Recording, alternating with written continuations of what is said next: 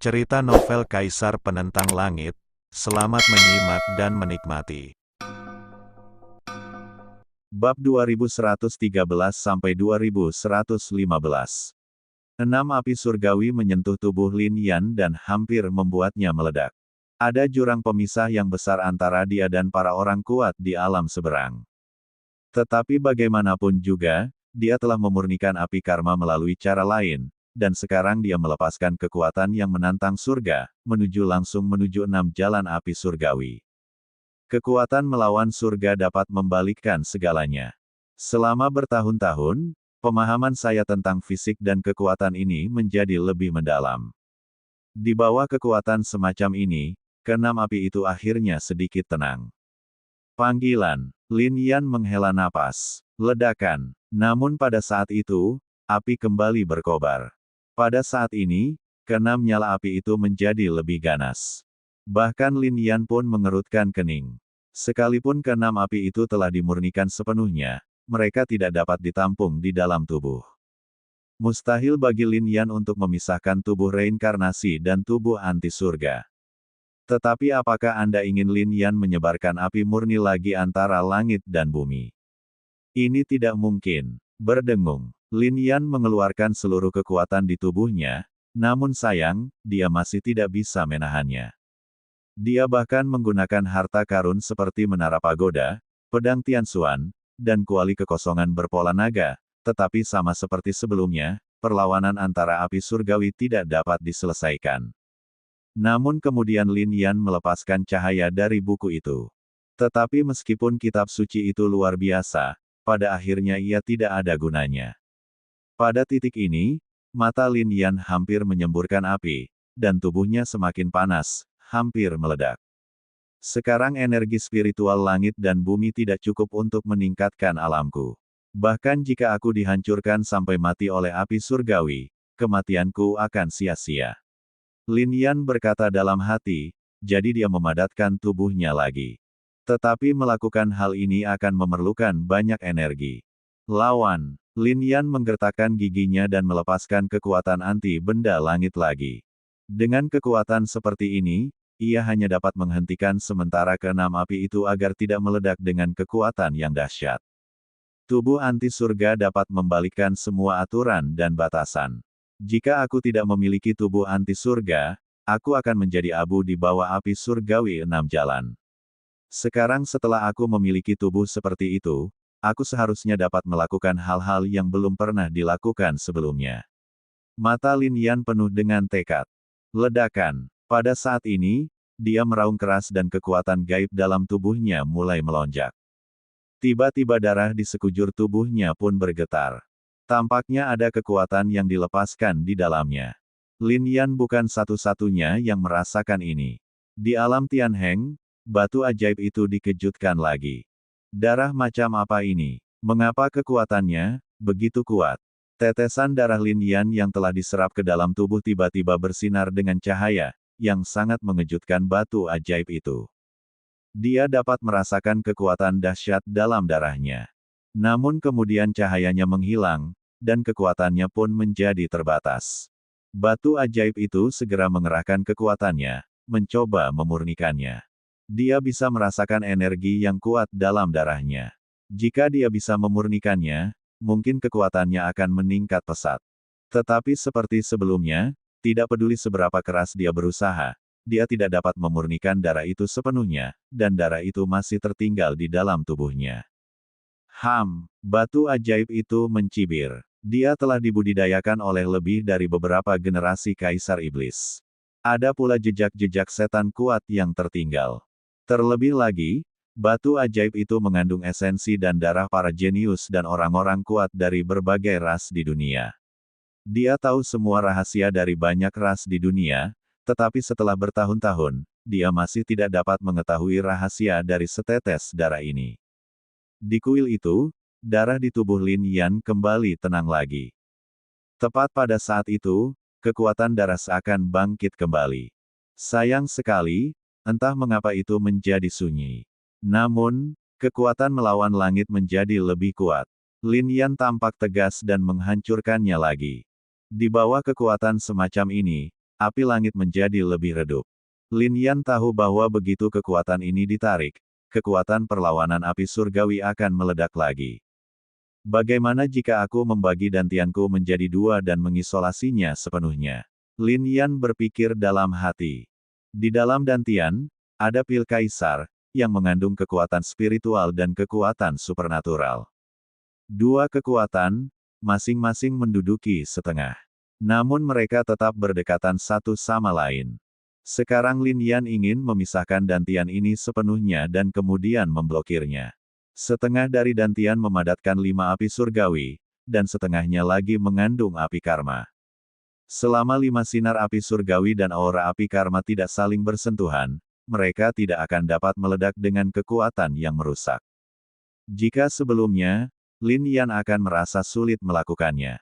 Tapi sekarang berbeda. Dia memahami diagram surgawi Yin Yang dan mengerti perubahan Yin dan Yang. Segala sesuatu terbagi menjadi Yin dan Yang. Lin Yan berkata dalam hati, dan tiba-tiba, diagram surgawi Yin Yang mengembun di dantiannya. Di dantian, Yin dan Yang tiba-tiba terbagi, dan bahkan ada batas di antaranya, yaitu dunia Yin dan Yang. Berdengung. Setelah itu, Lin Yan mengandalkan 2 alam Yin dan Yang untuk menempatkan 5 api surgawi di satu alam dan api karma lainnya di alam lainnya. Panggilan. Saat berikutnya, Lin Yan menarik kembali kekuatan yang menantang surga. Tidak ada yang salah dengan tubuhnya, dan api surgawi tidak muncul kembali. Berhasil. Lin Yan menunjukkan ekspresi terkejut. Kemudian, ia memadatkan tangan kirinya dan muncullah 5 sinar api surgawi. Di tangan kanannya, ada api karma, dan tiba-tiba ia melambaikan api itu. Di kejauhan, ke-6 sinar api surgawi itu saling bersentuhan. Ledakan. Tanah suci ini tiba-tiba berguncang, dan kekuatan penghancur menyapu ke segala arah. Riak-riak yang diciptakan oleh kekuatan mengerikan itu dimaksudkan untuk menelan semuanya. Lin Yan terkejut. Ia tidak menyangka bahwa ketika ke-6 api surgawi itu saling bersentuhan, mereka akan melepaskan kekuatan seperti itu. Meskipun percikan api surgawi ini ada di tubuh Lin Yan, pada akhirnya ia tidak mencapai kondisi terkuatnya karena keterbatasan energi spiritual langit dan bumi. Meski begitu, kekuatan seperti itu masih mengejutkan Lin Yan. Berdengung, dia mencoba menghentikan riak api dari langit. Tetapi kekuatannya malah terbakar oleh api dan tidak dapat dihentikan sama sekali. Futu, Tianxuan, pola naga. Lin Yan membuka mulutnya dan langsung mengaktifkan 3 harta karun, lalu pergi ke 3 arah. Wus wus wus. Di tengah riak api surgawi, ketiga harta karun ini memancarkan cahaya cemerlang. Namun ia tetap tidak dapat menahan semua riak api. Akibat kebakaran dari sisi lain langsung membakar abis. Inilah tanah suci, tempat para orang kuat dari alam seberang berkumpul, tetapi aura di dalamnya masih tidak mampu menahan sisa-sisa kobaran api. Ini hanya akibat kebakaran. Dapat dibayangkan betapa tragisnya serangan itu ketika 6 api surgawi menyentuh pusatnya. Pada saat ini, Lin Yan hanya bisa menggunakan tubuh penentang surga lagi. Dengan kekuatan ini, dia bisa mengubah tempat ini menjadi tempat di luar surga. Semuanya berada di bawah kendali Lin Yan.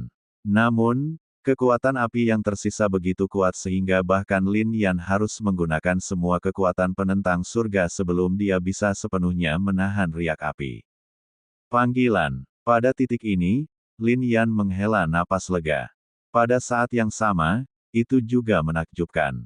Baik untuk melepaskan ke-6 api ini maupun untuk membubarkan riak-riak api surgawi, hal itu akan menghabiskan sejumlah besar energi.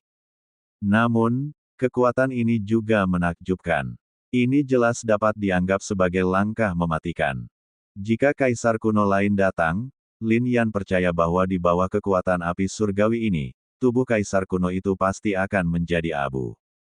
Segalanya telah diatur, api karma sudah di tangan. Sudah saatnya Lin Yan pergi juga. Kuil surga, seperti kuil Buddha Lingshan dan jalan kuno, semuanya menolak untuk mengatakan mengapa mereka mencarinya sendiri. Meskipun semua ini tidak dapat dijelaskan, Lin Yan merasa bahwa ini pasti mengandung rahasia abadi. Chan Chan, saatnya berangkat, kata Lin Yan. Di kuil yang sudah bobrok itu, Chan Chan yang sedang duduk di panggung batu tiba-tiba berdiri dan berkata, "Kakak, aku di sini." Namun saat dia pergi, seberkas cahaya muncul di panggung batu itu. Ini, di dalam kuil yang hancur, sebuah suara terdengar sangat ketakutan. Namun, suara itu kemudian menghilang. Memanggil. Lin Yan membawa Chan Chan dan langsung pergi dari sana. Pada saat ini, sosok di dalam kuil yang hancur muncul. Aura di sekelilingnya sangat misterius. Dia pernah ke kuil Buddha Lingshan dan Jalan Kuno, dan sekarang aku juga sudah memeriksa kuil Tianku. Ternyata kamu sudah kembali. Sosok itu berlutut ke arah tempat Lin Yan pergi. Namun, melihat punggung Chan Chan, dia masih dipenuhi rasa takut. Ledakan. Setelah meninggalkan kuil surga, tidak ada lagi kekuatan yang mencari Lin Yan. Namun, tetua tertinggi dari sekte pembunuh darah muncul. "Tuan, sesuatu yang tidak terduga telah terjadi di sekte pembunuh darah," kata tetua agung sekte pembunuh darah. Hal ini membuat Lin Yan mengerutkan kening, dan dia segera mengikutinya ke sekte pembunuh darah. Di sini, tempat pedang pembunuh darah ditaruh, niat membunuh meningkat. Niat membunuh ini sangatlah kuat. Dibandingkan masa lalu, kawasan ini memang telah berubah drastis. Namun, Lin Yan tiba-tiba mengangkat kepalanya dan melihat ke atas pedang pembunuh darah. Niat membunuh itu tidak dilepaskan dari pedang pembunuh darah, melainkan dari langit di atas pedang pembunuh darah. Udara tanah suci, Lin Yan berkata dalam hatinya. Seperti apa sejarah gemilang yang dimiliki sekte pembunuh darah? Mungkinkah pada zaman dahulu kala, di alam seberang juga terdapat orang-orang kuat? Namun, Lin Yan juga tahu bahwa orang-orang kuat di alam pesisir lain sangat menakjubkan. Keberadaan mereka mungkin tidak hanya menciptakan kekuatan, tetapi mungkin banyak sekte kekaisaran dan klan kekaisaran di alam Tiangeng diciptakan oleh orang kuat di alam pesisir lain. Bahkan beberapa kekuatan di benua Tianxuan, domain langit berbintang kuno, dan bahkan domain langit yang tidak diketahui mungkin berasal dari tangan seorang kultivator di alam pantai lain. Namun ada perbedaan dalam pewarisan.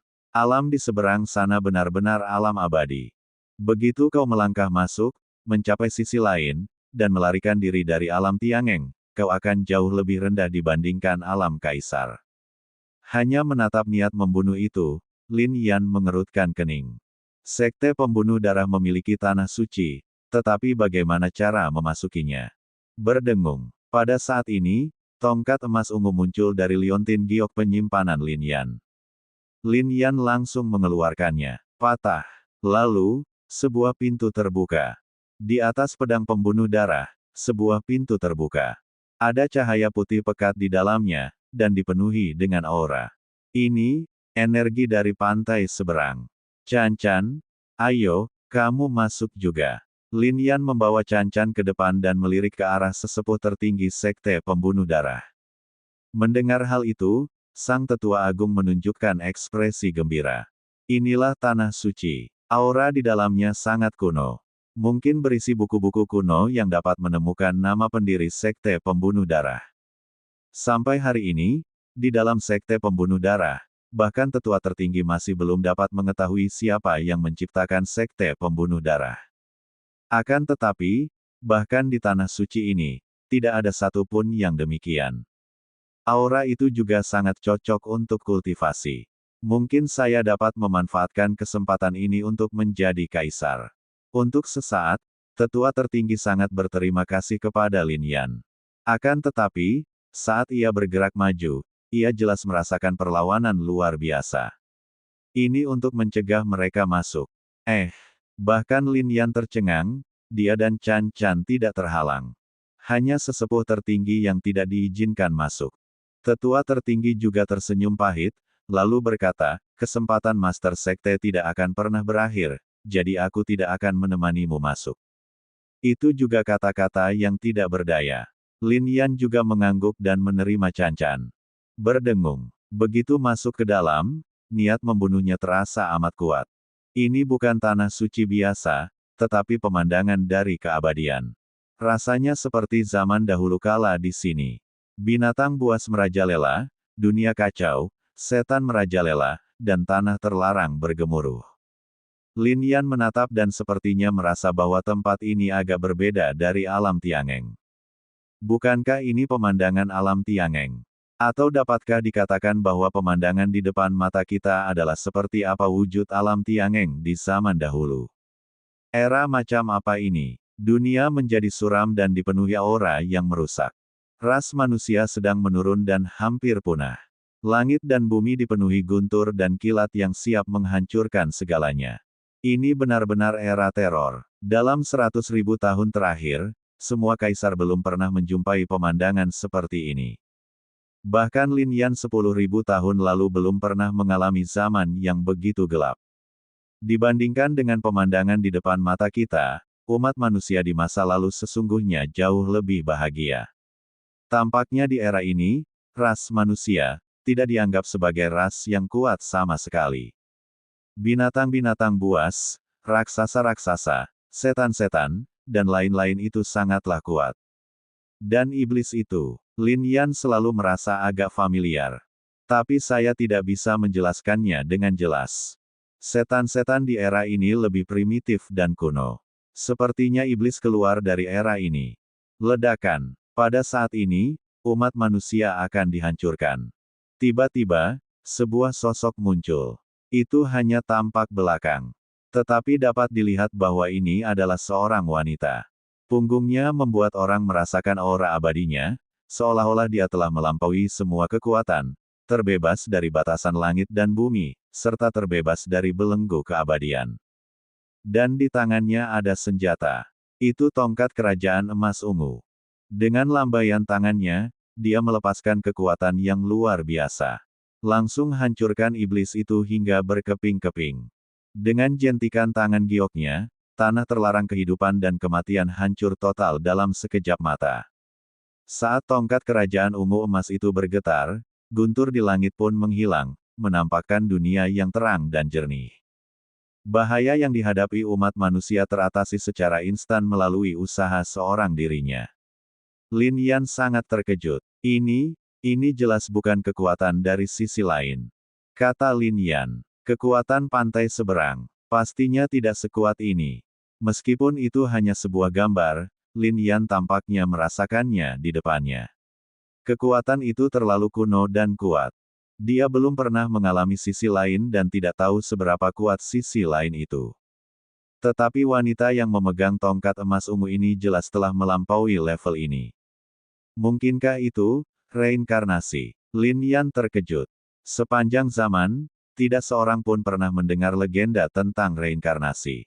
Mungkinkah tongkat kerajaan berwarna ungu emas ini berasal dari tangan makhluk kuat dari reinkarnasi? Dan ini adalah sesuatu yang telah diwariskan dari generasi ke generasi di klan pembunuh darah. Sekte pembantai darah itu, apakah didirikan oleh wanita ini? Jika ini benar, sejarah sekte pembunuh darah cukup panjang, dan bahkan lebih mencengangkan lagi. Terlalu banyak kekuasaan adalah warisan dari pihak lain. Dan apakah sekte pembunuh darah ini merupakan warisan reinkarnasi? Semua ini sungguh mengejutkan. Bahkan bagi Lin Yan, akan sulit untuk tenang dalam waktu singkat. Kakak, apakah kita pernah bertemu sebelumnya? Melihat pemandangan itu, Xiao Canchan tiba-tiba bertanya.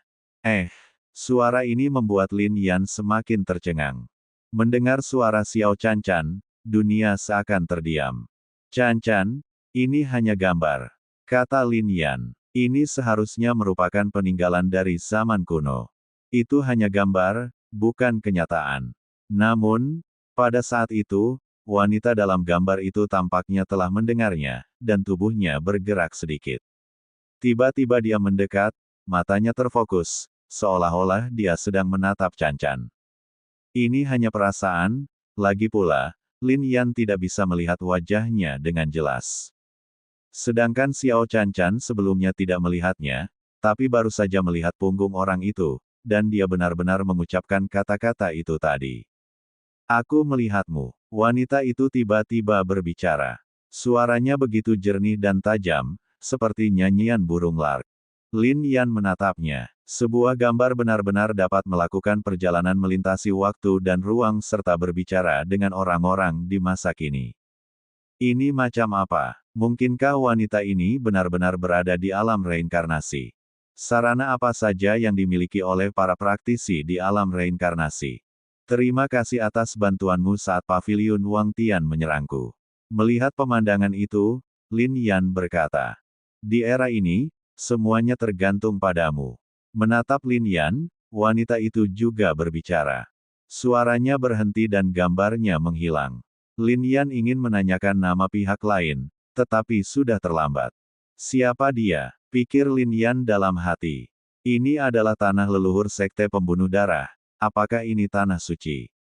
Dan wanita ini adalah pendiri sekte pembunuh darah. Kemudian Lin Yan teringat perkataan kultivator misterius di daerah batu itu, dahulu kala ada sekuntum bunga yang dapat menghancurkan tanah terlarang hanya dengan menjentikkan jari, dan membelah langit hanya dengan lambaian pedang. Bunga itu pun mekar dan layu selama 2 juta tahun. Selain itu, Lin Yan juga mengira bahwa ada orang lain di daerah batu yang telah menanam bunga itu. Dimanapun bunga ditanam, disitulah tanah suci. Orang itu bahkan meninggalkan pesan, bepergian ke 9 negara bagian dan 10 wilayah, hanya untuk membuatnya mekar lagi. Lin Yan bahkan teringat pada salib yang tertulis di dalam Gunung Kaisar Manusia, hancurkan tanah terlarang dengan jentikan jari, dan tebas langit dengan ayunan pedang. Bahkan, Lin Yan mengeluarkan 8 kata yang ditemukannya di gubuk jerami di Gunung Terkutuk. Di atasnya tertulis, naga terbang di atas 9 provinsi, bunga mekar di 10 wilayah. Semua ini sungguh terlalu misterius. Tetapi Lin Yan selalu merasa bahwa semua ini ada hubungannya.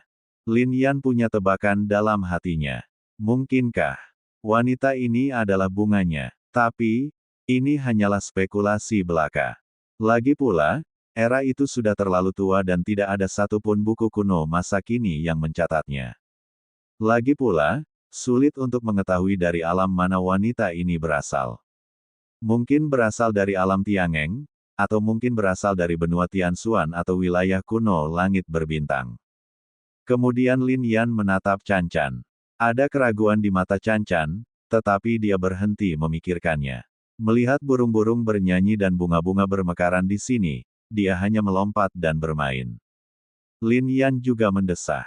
Identitas Chan Chan juga aneh. Dan Chan Chan benar-benar mengatakan bahwa dia sepertinya pernah melihat wanita ini sebelumnya. Mungkinkah Chan Chan dan wanita ini berasal dari era yang sama? Wow, mengesampingkan semua ini, Lin Yan juga melihat ke depan. Sekte pembunuh darah. Jelas-jelas dipenuhi dengan niat membunuh. Bahkan ketika aku melihat adegan itu tadi, niat membunuh dalam diri wanita ini telah mencapai puncaknya. Tubuhnya jelas merupakan teknik pembunuhan abadi. Mungkinkah sihir semacam ini diciptakan oleh wanita ini? Namun di sini, sangat tenang, dengan pegunungan dan hutan berlapis-lapis, pepohonan hijau subur, air terjun yang menggantung, dan air yang jernih. Semua jenis bunga sangatlah indah. Ini benar-benar surga. Sekte pembunuh darah menggemparkan dunia dengan teknik pembunuhannya. Lin Yan awalnya mengira tanah suci ini juga dipenuhi niat membunuh, tetapi dia tidak pernah menyangka akan seperti ini.